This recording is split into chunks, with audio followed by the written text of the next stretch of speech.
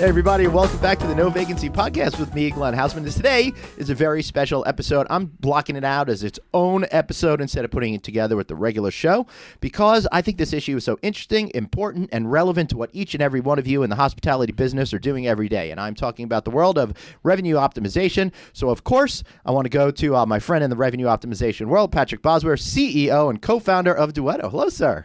Hi, happy to be here. Hey, I'm really glad to have you here, too. And I do want to make clear that while Duetto has been sponsoring the No Vacancy Show, I'm doing this because I think it's really interesting, and no money's exchanging hands for this one. I don't want to get in trouble with any of those sponsored podcast type of people get with the legislation and stuff. Right? Well, I appreciate that. Yeah. So, okay. So I find it interesting. The first time we met, and I want to say it's probably about 5 years ago now, give or take.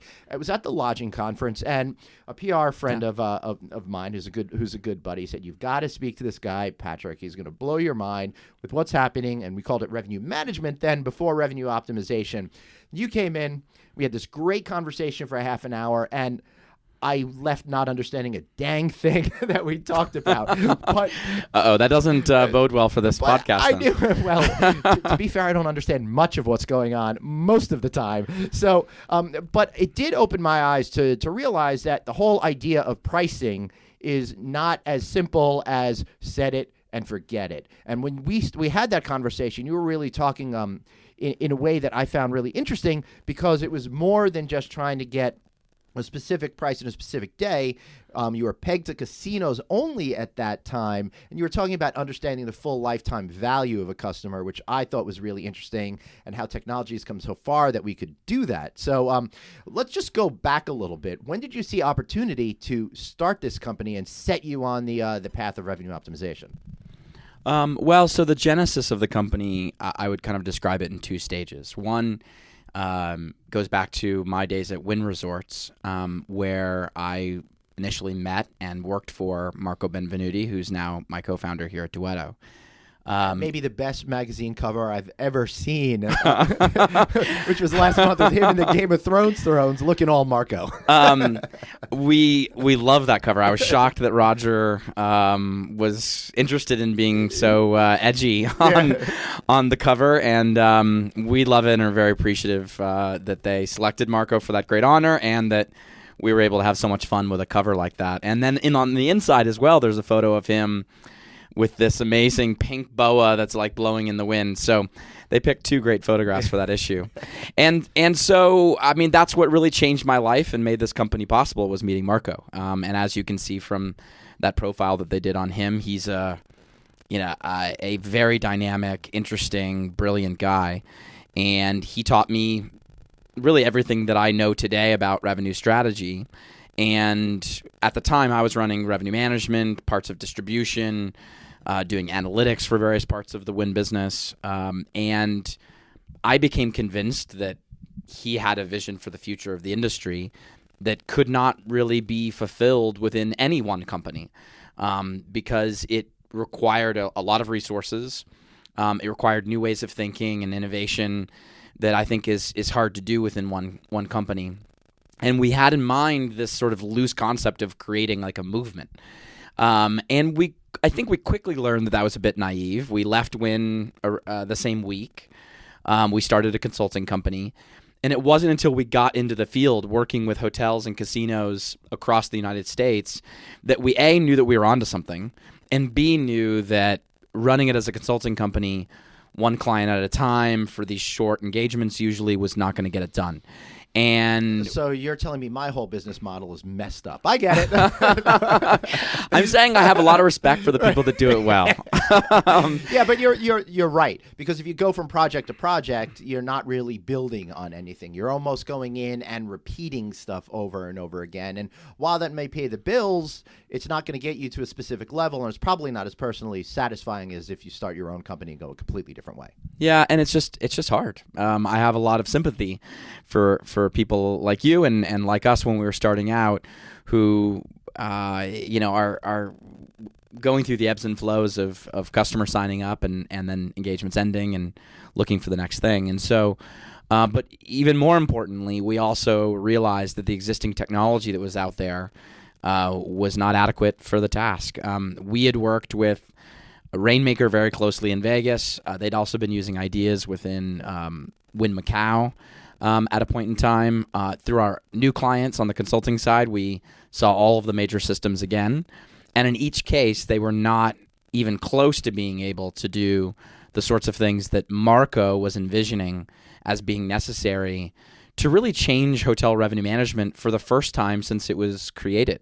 Yeah, and you think about what revenue management was. It was like back in the day, it was, we've got seasonal rates, and we have non-seasonal rates, and we don't put any consideration whatsoever into demand or occupancy or any of those things. It was really just pick a price and kind of go with it for the whole year. Yeah, well, and so revenue management, for the most part, replaced that system of seasonal rates. Right. And so starting in whatever it was, 1983, when Marriott started working with the same consultant that had worked with American Airlines to bring over revenue management to Marriott, they really led approximately, it's not exact, but a sort of a 10-year process where quickly other hotel companies followed of moving towards a form of dynamic pricing that's been referred to as bar rates, best available rates. And that really became the industry standard in the early 1990s. And what's interesting about that is that there have been some tweaks to that bar rate pricing model over the ensuing 20 to 25 years, but not very many. And the world, though, changed radically during that time. And so as revenue management got more and more entrenched within hotels, online travel agencies were founded in 1995. And so between 95 and 2000, you had the seeds of this revolution that would change forever the e-commerce landscape, or really every aspect of how hotel rooms are sold. And it took 10 years probably to really see the full potential, and certainly now 20 years in since that advent of the online travel agency as intermediary, the world has changed radically, and what we were seeing is that hotel pricing hadn't. Yeah, and when you look at the bar rate, it seems to me when it works, but it can only take you so far because you're just playing off a single number. So I guess when Marco envisioned some of the changes that he wanted to make, when he created these ideas in his mind, you just have to kind of forget everything that the industry has ever done and kind of start from scratch. I mean, I think that's kind of how you really disrupt things and start things over. Is that kind of what he was thinking? Yeah, I mean, so it seems like you did pick up some things from the conversation. No, before. I'm completely faking it. Plus, I've had 5 years to pretend I know what I'm talking about, so I've mastered my BSing. Well, so, I mean, his concept, when you talk to people outside of the hotel industry, it seems completely obvious, which is that you should be able to independently price by room type, by customer segment, by channel, and by day. And that's it. I mean, it's a relatively simple idea. And it's an idea, too, that moves you away from this concept of availability restrictions being such a heavily used technique in our industry, where if there's a discount channel that you don't want to leave open at a 40% discount, let's say, or 20% or whatever it is, the only option in a standard bar rate setup is to just close off that whole tier of rates, which means that you're effectively turning away consumers that would otherwise like to stay at your hotel over a certain date period, and you become invisible to them because you're either turning them away on your own site, or if it's through some sort of intermediary like a tour operator or an online travel agency site or whatever it is, you no longer appear, and that business either goes away, where the whole industry basically loses an incremental trip because they really wanted to stay at your place and now they can't, and so they're either going to find new dates, or maybe it just doesn't work and that trip never happens, or you lose that business to a competitor. And this concept of open pricing just basically says leave all those channels open all the time, and if you don't want to take the discount, just yield up the discount. Right. So that makes a lot of sense. But I think part of this, and again, I want to go back before we get too deep into it, I can sympathize with why it didn't take off sooner. Because until relatively recently, the hotel industry was really comprised of a lot of mom and pop owners, and they still make up a giant portion of it. But then you have the giant management companies that have really come into their own in the last 10 years. They're looking for and have the opportunity and the bandwidth to seek better solutions and ideas. I think about that mom and pop company. You have one hotel, maybe you have two hotels. Your whole livelihood is dependent on that. Plus, you're the owner, you're the operator. You're worrying about so many things. Understanding the technology and the nuances of trying to move rate a few dollars here and there in order to maximize your revenue opportunity is probably just something that's too difficult to deal with. So you just pretend you don't have to deal with it. Yeah, and I have a lot of sympathy and love for those operators as well. I grew up working on the operations side of the business and understand that there's a lot of complexity in running even a small hotel. The job of keeping the facility, the physical building, as well as the service levels high for whatever segment and market you're going after is incredibly difficult, and that needs to be your primary focus. And so then to be also trying to be an expert in how to think about the shifting landscape of hotel distribution and online marketing and distribution and pricing and all these things it's too much for those small mom and pop operators to understand. Now, what I'm a little bit more disappointed in is that there are a lot of sophisticated operators in our industry, and they've been around long into this period. So, even preceding the 1990s, where I'm talking about this disruption starting, and certainly into the 2000s, you've got management companies and REITs and brands, and I don't just mean the Marriotts of the world, but portfolios of hotels that may be anywhere from 5 to 50 hotels, or even several hundred hotels that are smaller than the chain scales, but are still very professionally managed and so on. And for the most part, they missed it. Now, I'm still sympathetic in the sense that there wasn't really anywhere to turn. There has not been much innovation in pricing technology within the hotel industry in a very, very long time. Right. And then you add in the fact that the hotel industry is traditionally slow to respond to change. And I do think in 2017 and now 18, we're getting a little bit better at it. And I say a little bit better at it. So that combined with the fact that technology is not necessarily what people are thinking about. People are hospitality people. They're not technologists. So there's been a lot of things stacked up against the industry for being able to maximize the opportunity when it comes to revenue optimization, for example, and that whole revenue strategy. So here you are, you come in, you stop consulting, then you decided to move from that business into a more formal company. Right. We decided to launch a technology business. Right. And we went out and raised money and started this crazy journey. And so to your point, I do think hotel companies are more aware of the need for modern technology than they were even 6 years ago when we founded Duetto. It's funny. I actually think that we're at the point now where having too much technology could wind up being dangerous if it interferes with your ability to service the customer. So it's almost swung completely the other way in aggregate. But back to the revenue strategy part. Yeah, no, there is that danger, and because of the fragmented nature of the hotel industry, you also see similar fragmentation on the technology side. And so, yeah, you have a sea of hundreds at least, if not thousands of vendors, particularly when you start looking at multiple geographies and segments of hotels. The decision-making process around even the simplest tools to come in and try to automate things can really harm the guest experience in some cases. And I think that there'll be more and more consolidation on the technology side. And so, but when I think about that history of how the industry has, I believe, gone from being a real innovator in technology, where when you look at the development of holodecks in the initial go, it was some of the first, technology enabled business processes in existence in any sector of the economy. But back then it was much more common to have the real estate owned by the same company that manages the hotel, which is the same company that has the flag on the front of the building and manages the brand. And then as Wall Street, I think correctly, realized that these companies would be worth more separated, it broke up the value chain, it broke up the decision making in certain ways. It really expanded sort of this asset light and more franchised or membership or other similar models of those types. And it became harder and harder to continue to be innovative in technology. What's changed today is I think that owners and management companies, but really the owners in particular, they're the ones who get paid last. They get paid after all of the other fees are paid out. They don't get paid off of the top line like so many others in our industry. And they've seen pressure on those net operating incomes. And they now are instead of being resistant to a big technology initiative, they're now asking for it.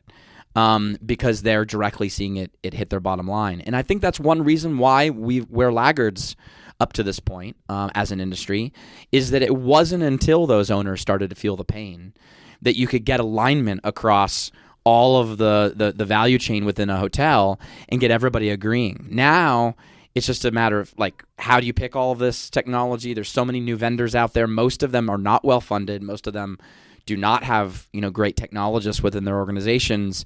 And that's partially also a victim of this history, which is, if you started a hotel technology company historically, it was never going to be very big. Right. You were going to end up in some small niche of, the Western United States selling to mid-scale hotels and really only non-branded mid-scales. And you're never going to be a very interesting business, and investors weren't very interested in taking it on.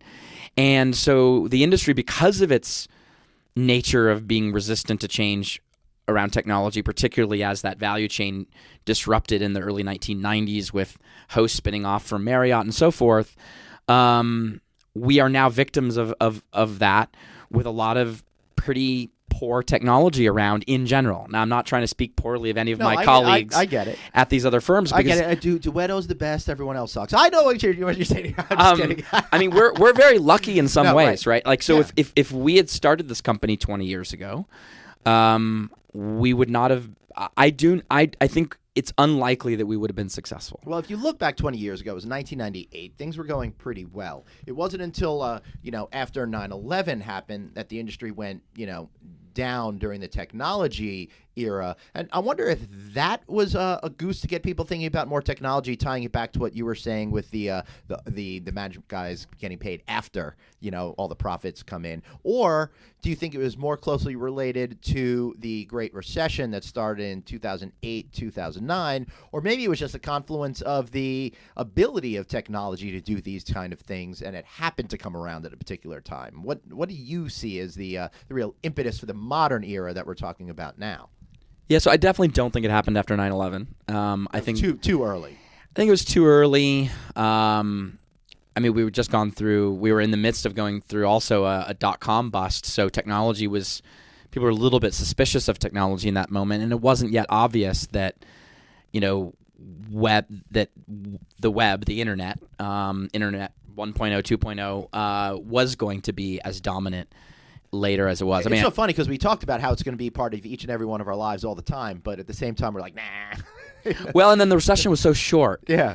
That everyone could just move on from it. Whereas I do think the Great Recession had a much more lasting impact on people's thinking. I would say, I don't know why they call it the Great Recession. It wasn't so great for me. I mean, Yeah, those were hard days. Yeah. I mean, the majority of the time that I was at Wynn was during that period. Yeah, and, I mean, I say you, but I meant the Wynn Company opened Encore like about 20 minutes, I think, after the whole market crashed, right? Yeah, it was interesting timing, and filling that building was anyway. That's a whole story for another day. That's too bad. That would have been a good one.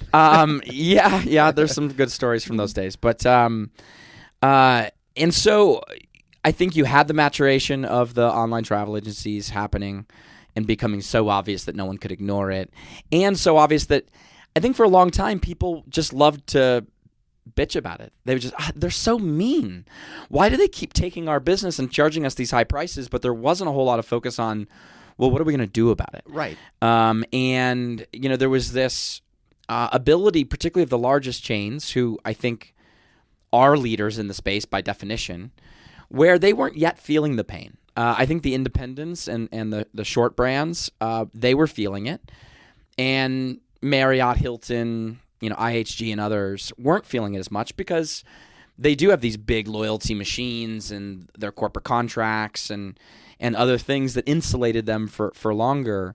But I do think there was a change in mentality that started to happen during that recession, where owners started getting much tougher on these sorts of things. They started paying more attention to revenue strategy topics and technology.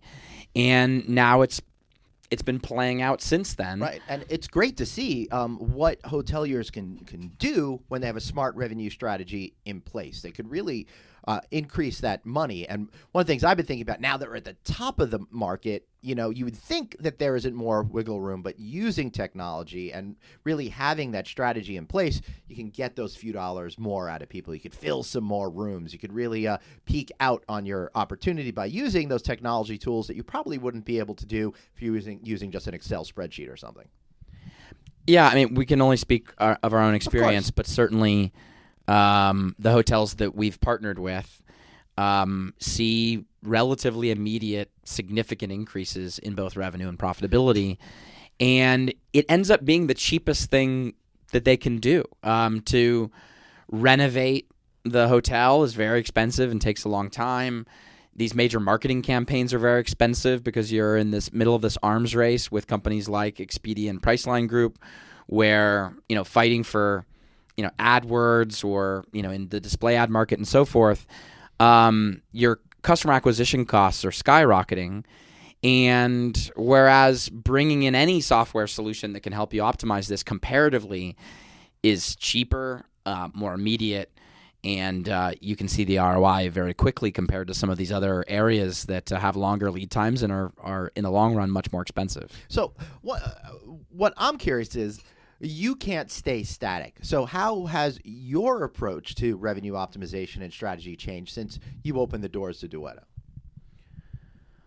I think the most significant way this changed, aside from just continuing to innovate and iterate on the core product, is that we're finally in a position to begin to make good on really Marco's initial vision from many years ago now at this point, which is that hotel distribution, pricing, and particularly their own channels, web, but also mobile, and even voice and property direct, should be much more responsive to what guests want and need.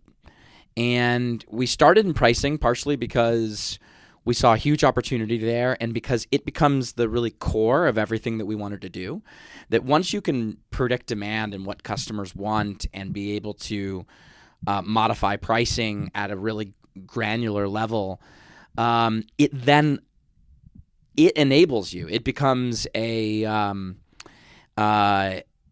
sort of the first step that you need to take in order to get it right.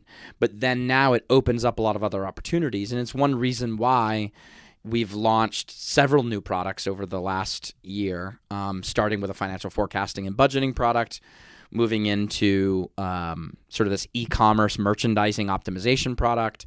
We're getting more into the group space. But the idea is across all the major channels that hotels sell through and all the major customer segments, there are now ways to optimize that business in ways that would be impossible if it weren't on a foundation of Game Changer, which is our pricing optimization product. And so really just allows us to make good on what our vision was from the beginning.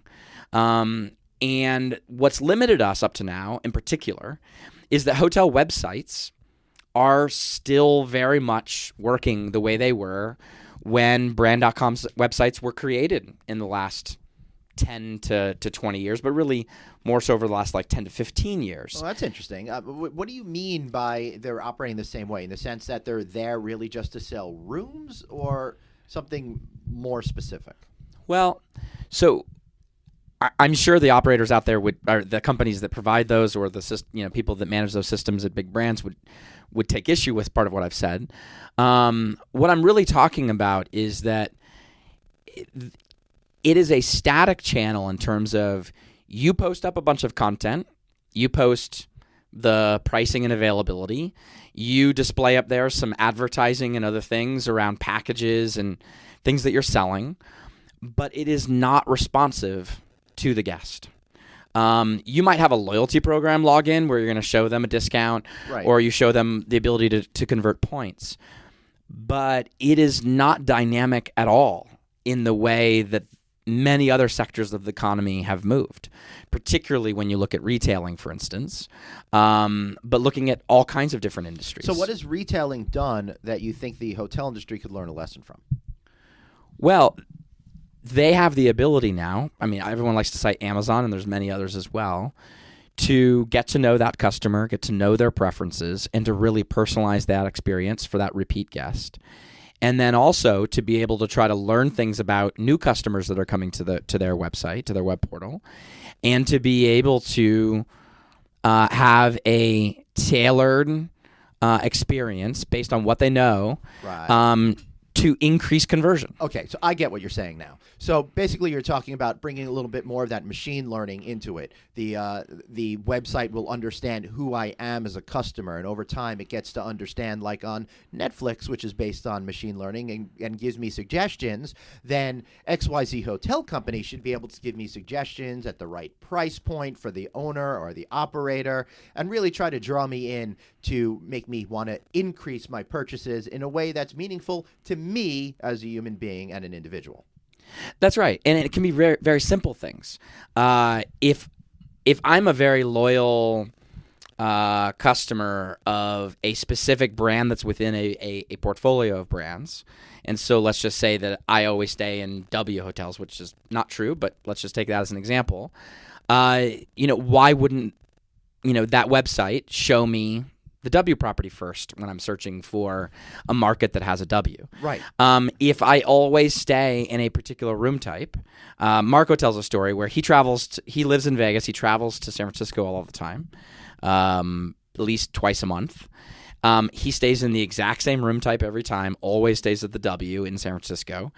And yet he has to dig through the website to find that room type that he always books.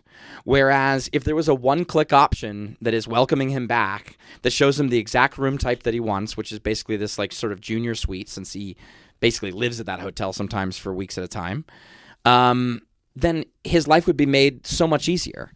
And similarly, all of the other different iterations of, not iterations, but all of the different attributes and product offerings and things like that, why make him re-enter all of those things and each time go through this sort of arduous booking process? You can just serve up what the person wants from the beginning. You can also start to try to infer whether or not this is a business or leisure trip and start showing, if you know that they're traveling with children, show them a suite that is tailored towards a family that's traveling with two children. And so rather than showing them the deluxe king, the double queen, whatever, it is also an opportunity for the hotel to make more money. It's amazing how something could be so obvious yet elusive at exactly the same time. And I feel like this whole conversation is based on those aha moments. I really believe that very little that we're doing is that revolutionary. It seems fairly obvious once you start doing it. What's hard is the execution. What's hard is building the actual product to do it. Building the integrations into property management systems and central reservation systems and so forth, being able to go out and build a sales organization, describe it and so forth and get customers signed up. That's all very hard. But the ideas seem fairly obvious to me. And it's one of the reasons why we've been so successful at raising money is that investors initially go, well, no, come on, they have to be doing this already. Right. And we say, well, you go explore it. Yeah. And then they say, okay, well, isn't there a really low barrier to entry here? Like, couldn't you have all these people that follow us? And then we teach them about this complicated ecosystem of how hotel distribution works, how pricing flows, from a PMS to a CRS to a channel manager to, then pushes to the GDS and, this complicated network. It's a lot of acronyms to remember. It's a lot of acronyms. It's a lot of integrations, many of which were built decades ago. And they start to understand why this is such a high friction market and why Duetto has been uniquely positioned because of our access to capital, because of our co-founder, Craig Weissman, who hired fantastic engineers, and we've been able to attract good product people as well. And we had investors who were insiders in the industry through Thayer Ventures and through people like Lee Pillsbury and his friends and others that came in and invested. And it's just this unique combination that hasn't been there, it has not been assembled before, that has allowed us to cut through this and to do things that should be obvious but are actually very difficult. And it seems obvious it is difficult, and it seems like hoteliers have a great opportunity to get people to book more direct, but we still have this world of the OTAs out there, right? And there's still a predominant force for, I would say more so for that traveler that goes away once or twice a year that doesn't have any brand loyalty, that sort of thing. I understand that, some of these OTAs now are trying to muscle in on the pricing kind of world as well. Do you see that actually happening, and how will it kind of affect your ecosystem in the universe out there? Yeah, I mean, I think everybody needs to always watch very closely what the duopoly is doing. And so in the case of Priceline Group, several years ago now, they acquired a very small company based in Paris, and they built that into be a part of Booking Suite. I think that it's been successful. I'm doing air quotes, but more so in this mom and pop hotels. Brands have not been jumping on to use that solution. It's very simplistic, but there's also a natural suspicion of outsourcing your pricing science, your pricing decisions, and even distribution decisions to a third-party intermediary like Priceline. What's changed this year is that historically Expedia had not yet followed suit, and they released a product earlier this year called Rev Plus, which initially is relatively simple. It has some reporting and tells you how you're priced versus your competitors. I mean, It's basically kind of combines rate shopping with some indication of how your pricing is impacting demand within Expedia. But they've made it clear that their vision is to go much further than that. And I mean, hotels obviously should make whatever are the wise decisions for them at the time, but it feels like a very dangerous position for a hotelier to put themselves in, to give more power, give more influence, and give data, even additional data, for a company like Expedia to leverage. And it's very clear that the interests are misaligned, right? I don't think anyone could argue that the economics for Expedia and the things that incentivize them are the same as for the sort of supplier side ecosystem. I think there's a lot of alignment comparatively between a brand, a management company, and an owner. They make money similarly. Expedia makes money very differently, and in some cases, it's kind of a zero-sum game at times, where money that goes to them and power that goes to them is at the expense of the rest of that ecosystem. And it's one thing that adds extra urgency for us, because in an environment where there is no alternative to using the very good, I'm sure, science that's behind the Expedia, reporting and increasingly recommendations, unless there's an alternative, then, it becomes this sort of, you pick off the weakest in the herd first, right? So the mom and pop operators, the least sophisticated ones, particularly a property that's struggling, if they can get this thing for free and start to use it, and they start making more money, it's a rational decision for them to do so. And then it gets bigger and snowballs, and then you start going after the next tier of hotels and the next one and so forth, and it weakens brands. It decreases profitability of the entire sector over time as Expedia gets more and more influence. That's exactly what you saw as they built up their business. I was about to say, it sounds like it's 2001, 2002 all over again, where the hotel industry was freaked out and unsophisticated in the sense of the internet, and they just kind of said, "Here, take all of our potential business." Right, and look, Expedia is not evil in this regard. No, they saw opportunity, They leveraged opportunity, and they profited from the opportunity. They did, and they provide a great service for guests. And that's what this ultimately all comes back to, is that if you aren't creating value for the guest, then why would you expect to hang on to that business? You will be, and you deserve to be, disrupted and to have a more innovative player come in that is going to provide more value. And so the question has been, for me, is there anything that hotels could do to provide more value? And I believe that there is. I believe that they're sitting on a mountain of data that has never been properly leveraged within the industry. Never is a strong word, but is rarely. There's certainly innovative players out there. I think we work with many of them, and so they've taught us things as well. And they've got a unique ability to understand their own inventory, their own products and their own services and so forth. And then now there's a bit more democratization right now of data, where there's amazing data that you can acquire out there about consumer preferences, about their past travel behavior, about their preferences for an upcoming trip, and so forth. And if you can bring all of that together, it's actually a very unique value proposition. So how can a hotelier bring all of it together? Do they have to like get into bed with Google, or how? Well, some of it's just getting better at their own e-commerce website. Right. The data still suggests that the majority of shoppers out there are going to take a look at least one or multiple brand.com websites, whether that's a individual site for an independent hotel or a brand website like Marriott.com. And so the question is, why isn't the consumer transacting there? Well, it's because they feel like they're getting convenience, choice, low prices through a meta search site or through hotels.com or through booking.com, and there's not much incentive for them to book direct, particularly those customers that only stay a couple times a year. They're never going to get a free night. They're never going to get the faster line at check-in. It's almost insulting. They're convinced to join the program. They never reach a tier. And nowadays hotel brands have gotten a little smarter, and they'll offer you free internet or something. Right. But fundamentally, the experience is still, and the value provided is still much greater on Expedia or Priceline Group's sites than it would be on the hotel's site. And so some of it's just getting better at that, where when you get that business there, whether it's just literally them typing in your URL or getting referred from Google or increasingly seeing an ad, let's say on Facebook, because Facebook's getting much more innovative in this space.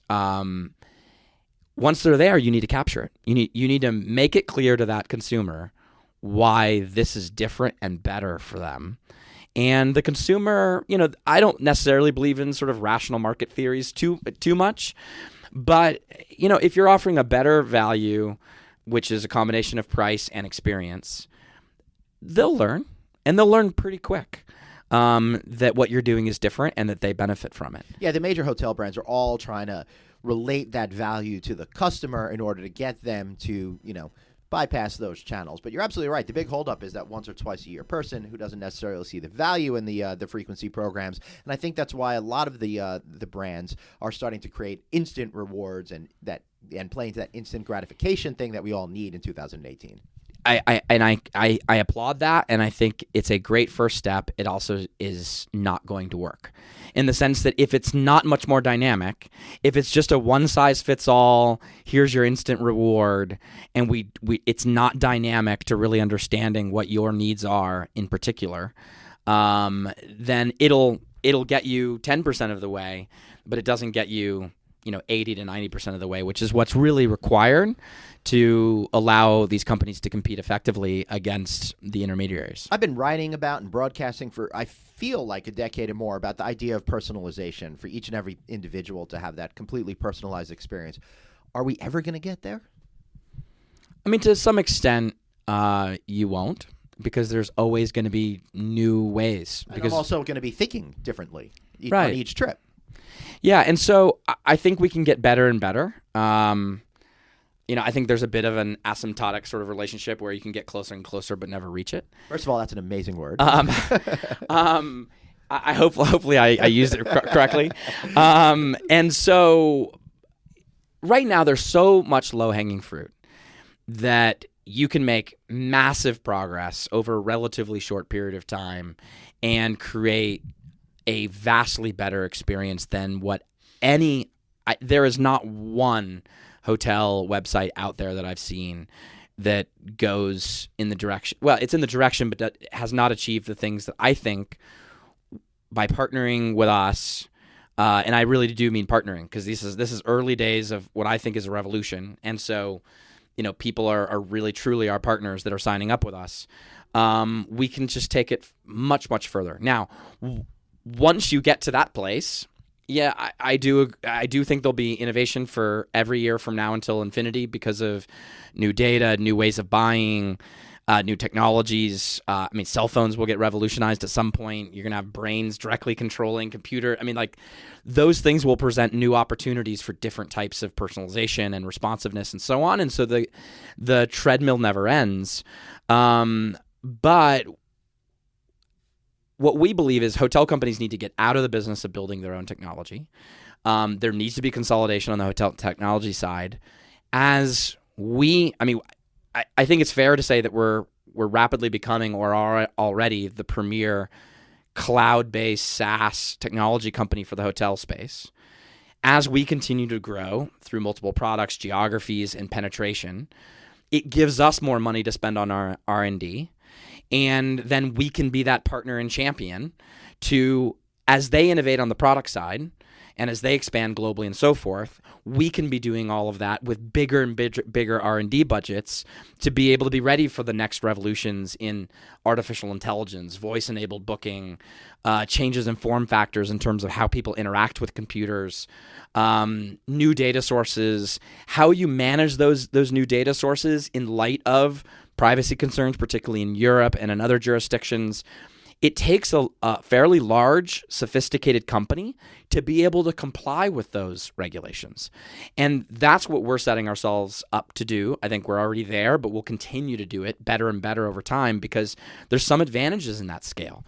Right. Now, I haven't seen any of the financials of the company. All I know is that every time I come back here, it seems like you have more space. So it looks like you're doing great at expanding, and I totally get where you're coming from. So you mentioned all of these things. How do you know if you're on the right path with some of these things, or is it even possible? Because things seem to be shifting under our feet so quickly. Are you ever on steady ground, or are you always just trying to figure it out? No. Right. Never on steady ground. Yeah. But that, you have to become comfortable with that. And we've made many mistakes. And the key is to be able to recognize those mistakes, to be honest with yourself, and to be able to survive them, to be able to continue to run experiments. I mean, I think there's also just a simple sort of concept that a lot of hotel companies and hotel technology companies haven't had, which is just a concept of running experiments. Being okay with failure. Not having to make a decision to say, okay, we're going to run this little pilot and then we're going to get it perfect and then roll it out to thousands of hotels. I think it's a broken mental place to be in. For us, we're always trying to find a handful of hotels here or an innovative brand over here or whatever. And we run an experiment and it works or it doesn't. And if it doesn't work, we try another one.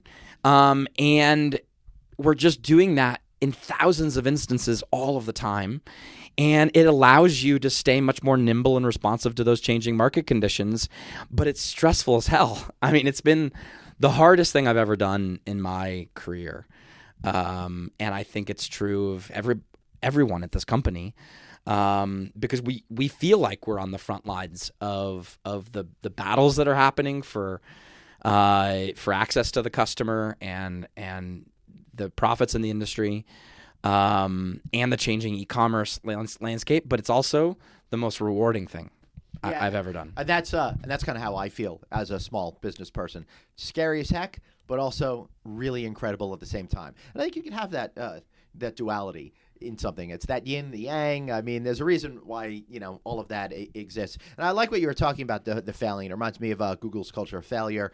Do it, just fail quickly, and then move on to something else. So as we, wrap up, in 2018, is there one thing that you're most excited or intrigued or curious about? Yeah, tough one. Yeah, sorry, I'm thinking busily here. So, I mean, it's hard for me not to answer in a very self-serving way in the sense that, it's fine. We could combine this with the shameless plugs part at the end of the podcast. So, I'm excited because, again, I feel like 2018 is the year where we are finally building out a true platform that isn't just one app or two apps or three apps that we're offering, but we've built a cohesive platform that's built off of very rich data that is the most robust, I think, in the history of the industry. And to be able to bring Marco's full vision to the industry, initially with a handful of hotel companies, but it's expanding rapidly.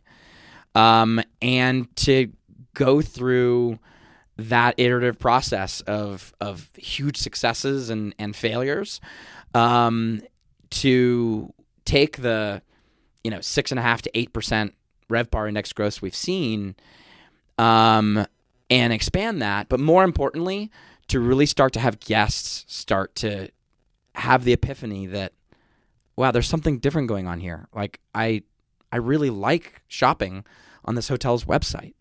And we're working with technology partners. We're working with the booking engines out there. And for me, that's by far the thing I'm most excited about, is working with hoteliers on all this new exciting stuff. Another thing is, and I know you asked for one, go for it. And I'm always at risk of rambling, and so at some point you may be, but I find it fascinating. And so at some point you can have mercy on me. But we'll run out of tape at some point. It's very innovative of you, very retro. I know we're actually doing reel-to-reel tapes to record this interview. And so I also think that there's a really interesting moment happening in our industry where some of the other tech giants are finally, I think, starting to get their feet under them to understand what they want to do in travel. And, we've been living in a world for a little while now where the duopoly really has been a duopoly, and they continue to acquire, potential competitors of theirs, continue to round out their experience. They're increasingly getting into sort of the business travel side of our industry, for instance. But now they've got real threats to their future that they hadn't until recently. I referenced Facebook earlier. We're doing some really innovative things with Facebook. We're working with Salesforce. We'll have an app exchange app with them very soon. I also see things happening at Microsoft and at IBM, SAP. With they've long been in this space with the Concur acquisition and other tuck-in acquisitions and companies they've funded. But I think there's signs that they're going to be doing more as well, and it presents an interesting opportunity for us as well, because as these tech giants figure out how they want to interact with the industry, they're going to need partners in this space. And it's a threat in the sense that if hoteliers are caught flat-footed again, then these may just be new gatekeepers, new tolls to be collected by increasing numbers of companies. I mean, Google's already been extracting huge fees from their advertising platform, and they're doing more and more over time. But there's also an opportunity here to actually create a much more diverse marketplace, where the hotelier really takes control of their supply of their hotel rooms and has choices about where they advertise it, how they transact, which third-party intermediaries they're working with, and Chinese companies. Anyway, so I think that is really exciting. I don't know that that's 2018 is where we're going to see it realized. I think 2018, though, we're going to see a lot of progress, and we're going to learn a lot more about what these massive tech companies have in mind. And it's going to be kind of the new beginnings that are going to, I think, drive a lot of the innovation that's going to happen over the next 10 years. And so I think that's another really exciting aspect of being a hotelier in 2018. That's awesome. Well, I feel like I could talk to you forever here, or you could just talk to me forever. I don't have to do too much talking with you. I might need to start interviewing you at some point. Well, that'd be awesome. I'd love that. I should do a podcast where people just interview me all the time. That is a genius idea that you are no one of the one most, will listen to. You're one of the most interesting guys I know. So well, I think this could be compelling content. Well, I love it. All right, let's wrap up. Otherwise, we're going to be here forever. Our 30-minute podcast is now like 20 minutes over. Oh, wow. Yeah. So how about a good shameless plug for yourself and the company? All right, I'll say go check out getrevenueresults.com for Duetto to see what they're all about. That's Patrick's shameless plug. I want to thank you so much for being here. You're better at it than I should have paid you for that. Yeah, but I didn't. But he didn't. Not this podcast. I just want to be clear about that. I really appreciate the history of revenue management that we talked about, what some of your insight that you have, and it's really got me thinking about the future. I really appreciate it. Thank you so much for being here. And to everybody listening, I hope you enjoyed this show today. I had a great time talking to Patrick here. Why don't you drop me a line? Let me know what you think. Glenn@rouse.media. Find me at Traveling Glenn on Instagram, on Twitter, all of those places, or follow us at novacancynews.com and check out Facebook/NoVacancy. Thanks for listening, and we'll be back. I don't know when we'll be back. Probably with the regular show this coming Friday. Thanks for listening. Bye-bye. Thank you.